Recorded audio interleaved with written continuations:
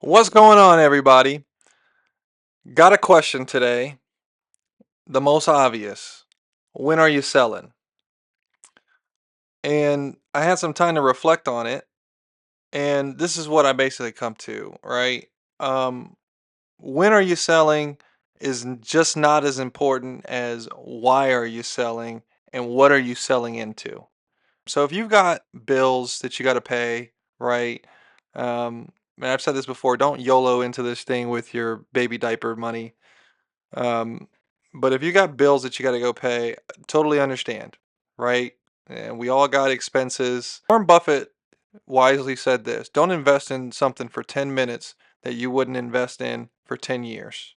The most successful investors do nothing for long periods of time. When it comes to Bitcoin, no one has held Bitcoin for 4 years and lost money. If I'm selling Bitcoin, typically you're talking about selling it into fiat or US dollars. What am I selling into? This is what you're talking about.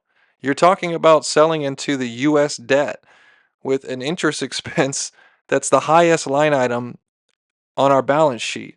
Current interest expense from 2020 going into 2024 has risen from 800,000, or I'll say $800 billion to $1 trillion. 100% of our federal income tax revenue is going to cover 100% of the interest expense.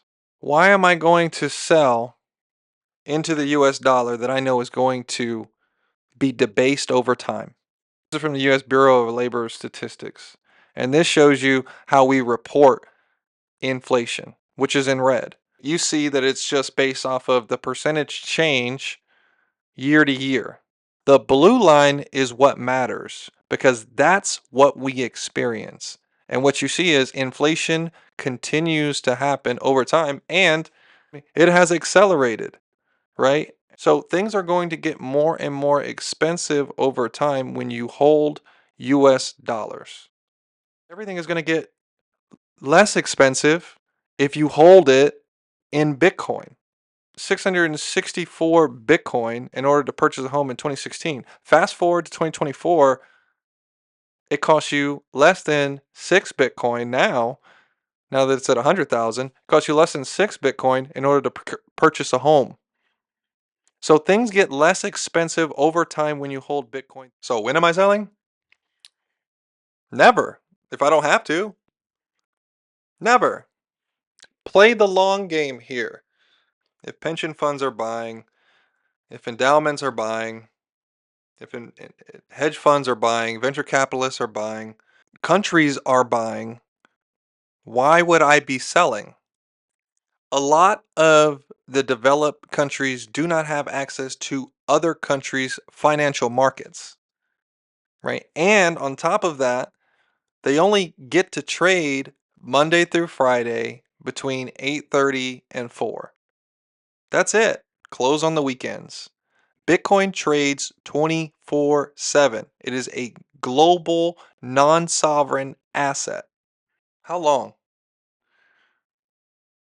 How long before they create Bitcoin backed bonds? How long before they create collateralized loans with Bitcoin? Right, so I'm a buyer of Bitcoin here. I'm a buyer of Bitcoin at these prices because I still think it's undervalued. And I'll tell you why I think it's undervalued.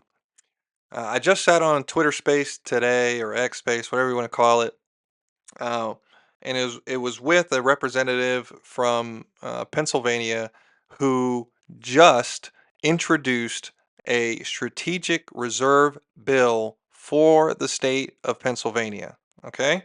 Hear this. They just introduced a bill in Pennsylvania to create a strategic Bitcoin reserve, and they're planning to allocate up to 10% from the various government funds to the reserve. The best part is they've had conversations now behind closed doors with other states and their legislatures, 10 of which are interested in adopting this bill or have already started drafting bills Okay, we're talking about up to 10 states.